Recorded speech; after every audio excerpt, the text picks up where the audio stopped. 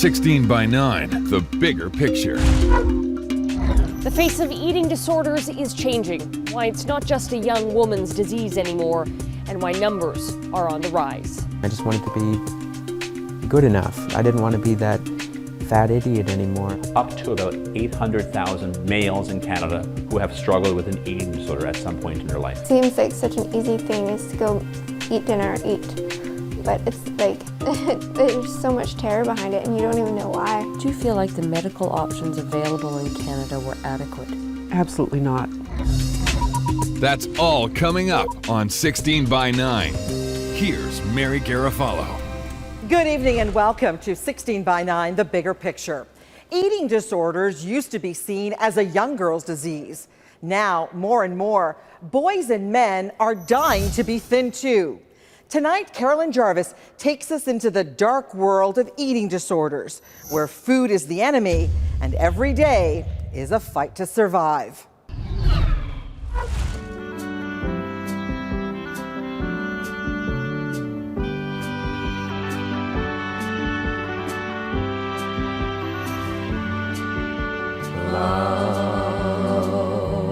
Look at the two of us, stranger.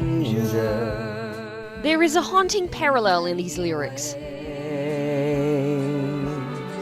Let's take a lifetime to say I knew. Made famous by Karen Carpenter, whose life was cut short by a strangling disease, sung today by a young man who fights the same demons. Oh, we know. Wanted to be better looking. I just wanted to be good enough. I didn't want to be that fat idiot anymore. I hated myself. I have to say, I really did. This is not the picture of eating disorders most think of, but in a disease that cripples the mind and starves the body, males are one of the demographics that are getting worse. I started experimenting with trying to get myself to vomit, till eventually I did it the first time, and then it just never, I guess then I just started purging. Today is 2 years since Andrew Johnson was released from hospital, and still, recovery is not a word he's ready to say. The eating disorder is still there. It still taunts me. It's a voice, and it terrorizes me, and it makes me believe the strangest things. The disease quietly crept into his life when he was 13. An outgoing student with a passion for theater, Andrew was the class clown, but he was also heavier than others, and so he was bullied. Say that it looks like you're pregnant and you have boobs. I was always the weird kid. I wanted to escape from that image, and I didn't know how. And the only way I thought, oh, I can starve myself, and that's how I can not be so hyper and crazy. At first, he started skipping meals, throwing out food, exercising obsessively. Then he took a turn for the worse. Andrew started throwing up. Binging 3 to 5 times a day, afraid to leave my house. Is it tough to think about that time in your life? Yeah, it's tough to think about because those whole 2 months I was inside all day, binging, purging.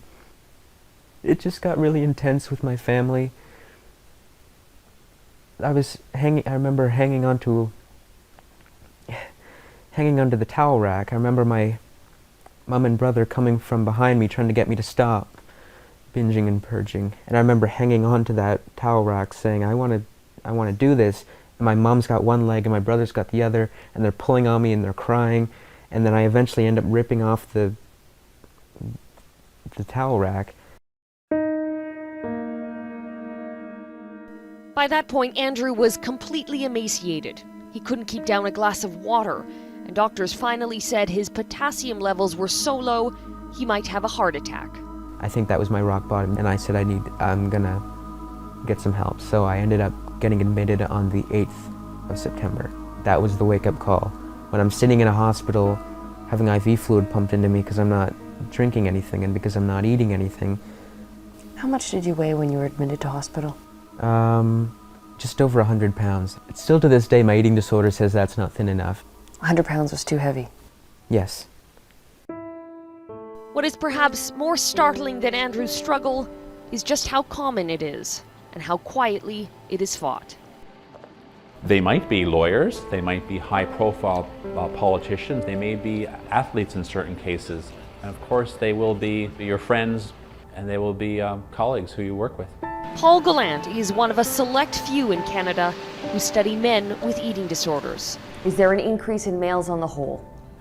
Over the past 5 to 10 years, yes, definitely an increase. Instead of the 5 to 10% of cases of eating disorders now being in males, or in the past, now it's at about 25 to 33%. If we look at the entire population of Canada, up to about 800,000 males in Canada who have struggled with an eating disorder at some point in their life. Hundreds of thousands of men in Canada suffering from the disease, and for them it's an illness with a double stigma, and so very few come forward for help. Not only is it thought of as an illness that only affects women, if it does strike a man, for some reason, most assume he must be gay. Less than 50% of the persons who are male with eating disorders are gay. So most people who have eating disorders and are male are not gay. For those who are courageous enough to seek treatment, the response is often discouraging.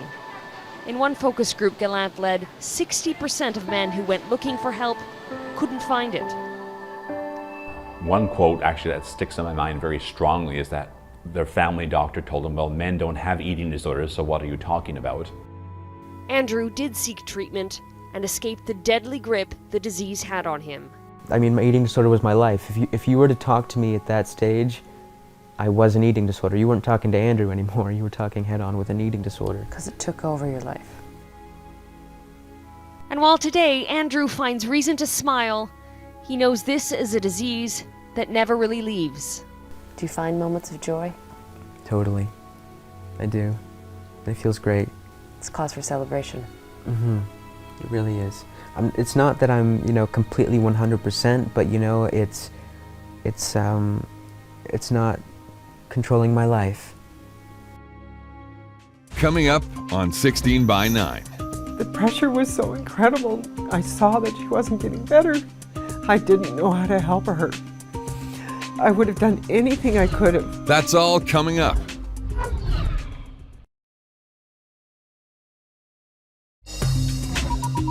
Welcome back to 16 by 9, the bigger picture. Anorexia is deadly. Statistics show it has the highest mortality rate of any mental illness. But beneath those numbers, story after story of young lives cut short and grieving families who say the system let them down. Here again is Carolyn Jarvis with one family's heartbreaking story. Through the darkness that encased me, The frail young woman you're looking at wanted nothing more than to get better. my life has become clear. But after years of starvation, Mikhail Kurswell's body was failing her, and her family was powerless to stop it. The pressure was so incredible. I saw that she wasn't getting better. I didn't know how to help her. I would have done anything I could have. Mikhail's mom, Kelly, remembers a daughter full of smiles and compassion, a skater, an equestrian, and a budding musician. Very good, Mikhail. In her teenage years, Mikhail took up modeling, and that's when the disease truly took hold of her. She went to Milan, and the fellow looked her up and down, apparently, according to Mikhail, and said, "You're a pig. Go away and lose 20 pounds before you come back and see us." And how much did she weigh at that time? 110. From there, the downward spiral was rapid. Mikhail refused to eat. The first time we found out that she was locking the bathroom and throwing up, when we all realized, because it smelled, we surrounded her in a big circle, the girls and I. And we said, "Mikhail, we love you so much. Is there anything that we can do? Would you please go to a counselor?" And she broke down and wept and wept and wept and said, "I'm just so scared. I'm just so scared of everything." By 22, Mikhail's anorexia led to pancreatitis. She was admitted to hospital and was on painkillers to get through every day. Was she getting better while she was in hospital? Definitely not. She was cementing the habits. She was getting very hardened, very skeptical, very angry. While hospitalization wasn't working, Both Mikhail and her mum were convinced there was one thing that could save her: an approach to treatment called residential care, where a wide range of specialists treat patients in a home-like setting. But that treatment isn't available in Canada, so Mikhail had to go to the US to get help. It was the breakthrough she had been waiting for. It was like all of a sudden somebody peeled off this huge, huge, huge armor from this beautiful, frail girl and exposed her. It was like the butterfly came out of the chrysalis. It was absolutely extraordinarily beautiful. But what happened next, no one saw coming.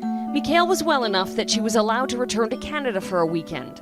But when she tried to go back to the US to finish her treatment, she was stopped at customs. Why wouldn't they let her back in? Because she didn't have a visa for being in the States for longer than 6 months. We didn't even think of it. So what happened when she came home? She relapsed. She went totally into bulimic and anorexic behavior. Mikhail did make it back to the US 6 weeks later, but by that point, she was too far gone. They had to send her home. They couldn't help her anymore. Mikhail's immunity was so low, a simple bug bite swelled into an infection and she was readmitted to a local hospital. This time, she never left. And I got a call from her dad to say she's collapsed, she's had a heart attack. Mikhail weighed a mere 76 pounds. She was just gaunt, just gaunt. You could see every sinew in her body. And I said, you've got to put a tube in, you've got to put a tube in. She just can't last like that. And I was going in to sleep with her. They got her out of intensive care after about 4 days, and I would sleep with her at night till she fell asleep. And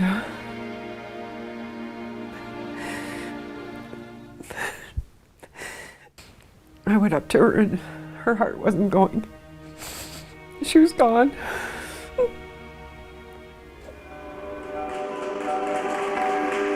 Here are the facts. 20% of all anorexics will die. And while cases of men are on the rise, the other disturbing trend is that so are the number of young people. This recent study in the journal Pediatrics showed a 119% increase in the number of kids being hospitalized with eating disorders in the US. In Canada, there are no similar studies, but wait times suggest resources are not meeting the demand. One Canadian hospital we spoke with said its average wait time just for assessment for eating disorders is 3 months for youths.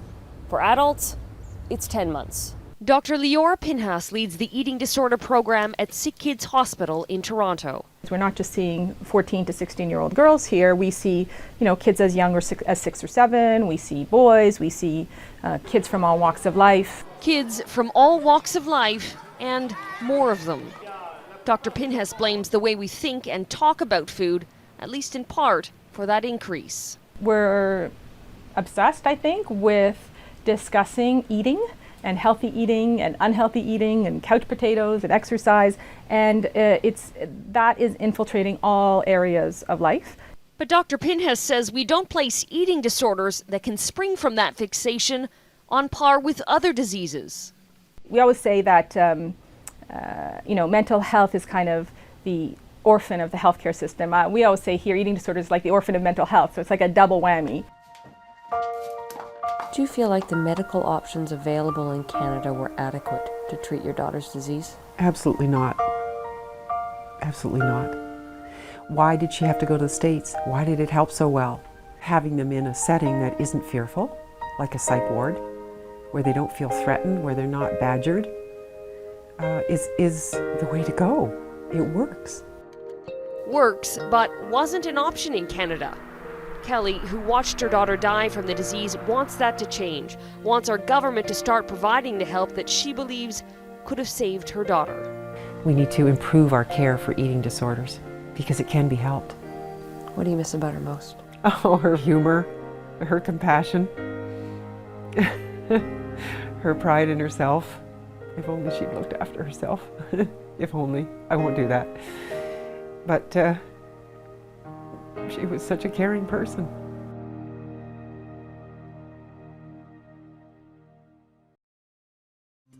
Still to come on 16 by 9. Why did you decide to create a foundation? Because we were mad. This is going to be like the treatment at the best possible place in the United States. In Canada. In Canada. That's all coming up.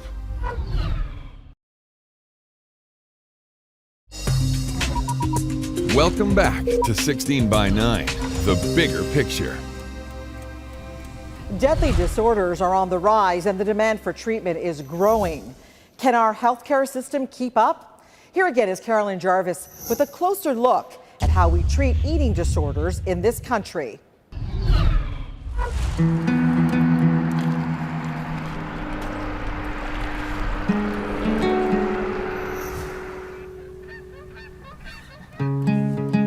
If there is a face of change for treating eating disorders in Canada, That's the other facility. Woodstones too.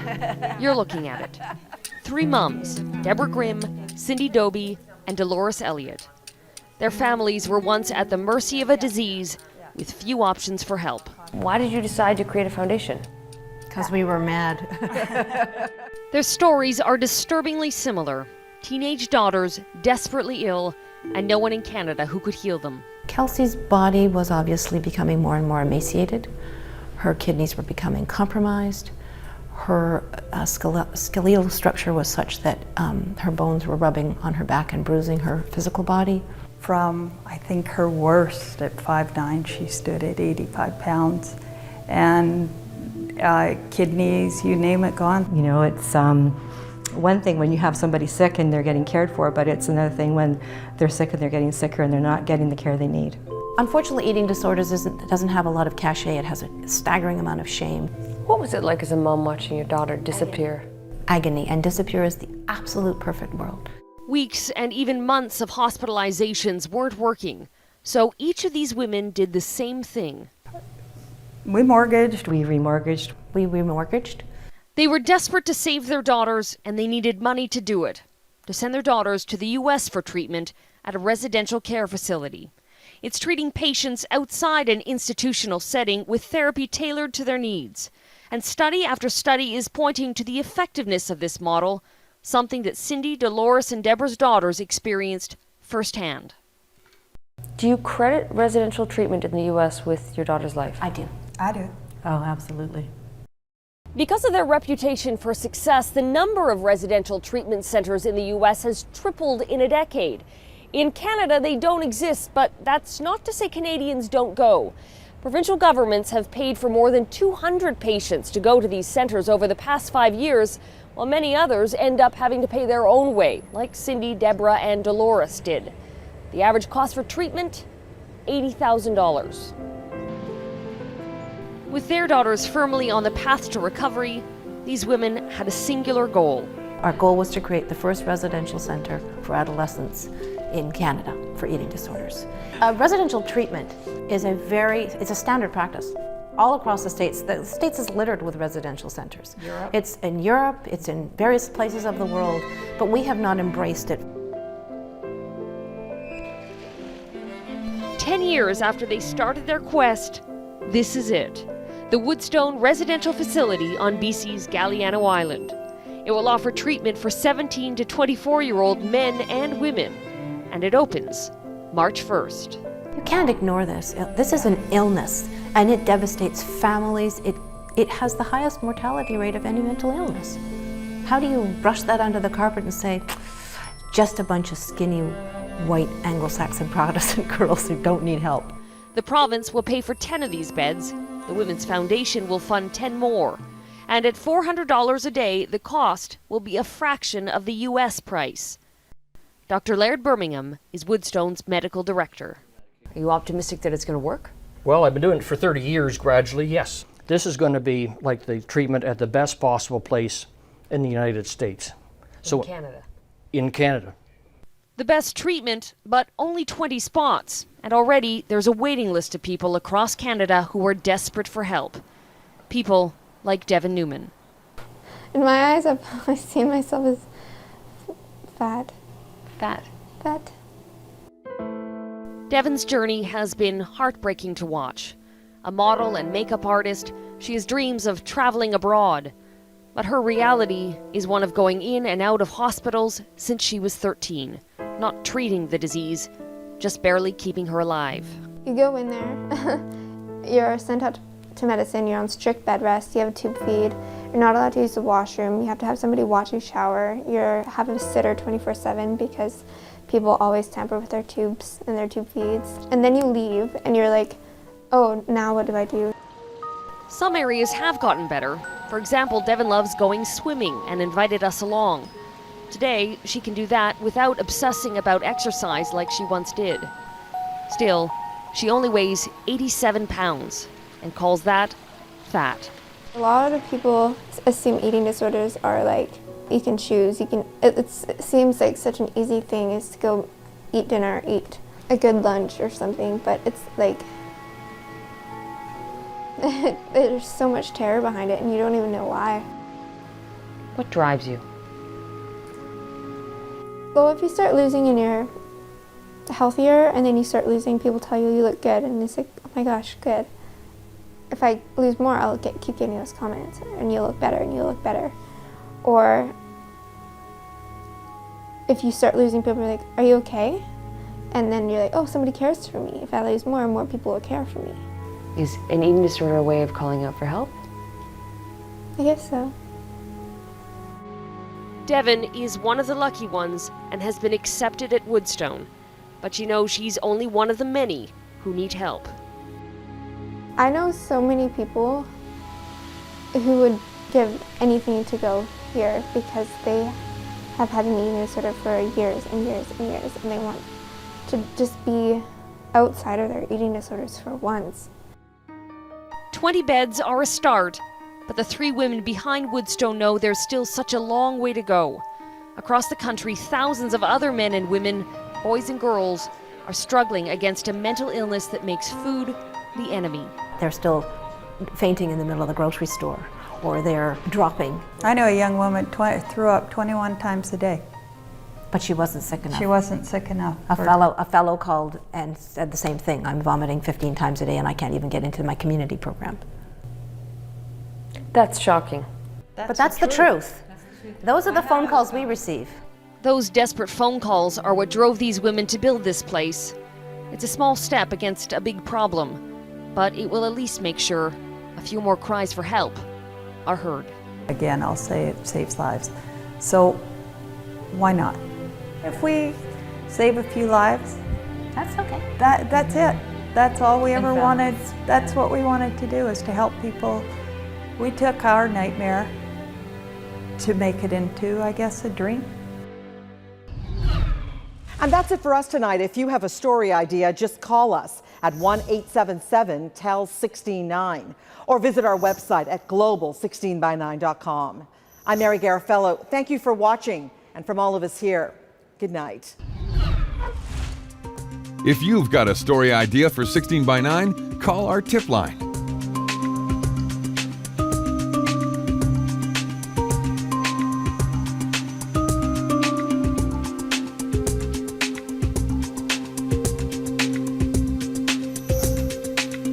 "16 by 9, the bigger picture."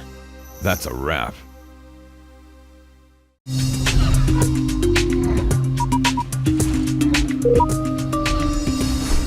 16 by 9, the bigger picture. The face of eating disorders is changing, why it's not just a young woman's disease anymore, and why numbers are on the rise. I just wanted to be good enough. I didn't want to be that fat idiot anymore. Up to about 800,000 males in Canada who have struggled with an eating disorder at some point in their life. It seems like such an easy thing is to go eat dinner, but it's like, there's so much terror behind it and you don't even know why. By a young man who fights the same demons. Oh, we know. Wanted to be better looking. I just wanted to be good enough. I didn't want to be that fat idiot anymore. I hated myself. I have to say, I really did. This is not the picture of eating disorders most think of, but in a disease that cripples the mind and starves the body, males are one of the demographics that are getting worse. I started experimenting with trying to get myself to vomit, till eventually I did it. Do you feel like the medical options available in Canada were adequate? Absolutely not. That's all coming up on 16 by 9. Here's Mary Garofalo. Good evening and welcome to 16 by 9, the bigger picture. Eating disorders used to be seen as a young girl's disease.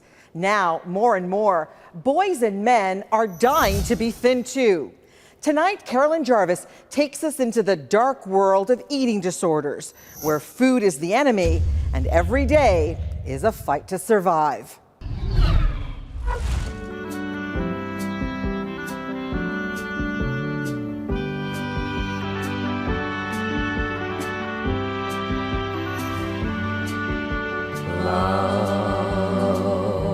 Look at the two of us, stranger. There is a haunting parallel in these lyrics. Let's take a lifetime to say I knew. Made famous by Karen Carpenter, whose life was cut short by a strangling disease, sung today. First time, and then it just never. I guess then I just started purging.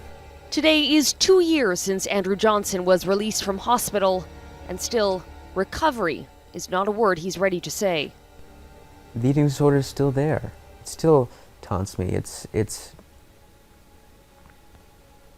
a voice, and it terrorizes me, and it makes me believe the strangest things. The disease quietly crept into his life when he was 13, an outgoing student with a passion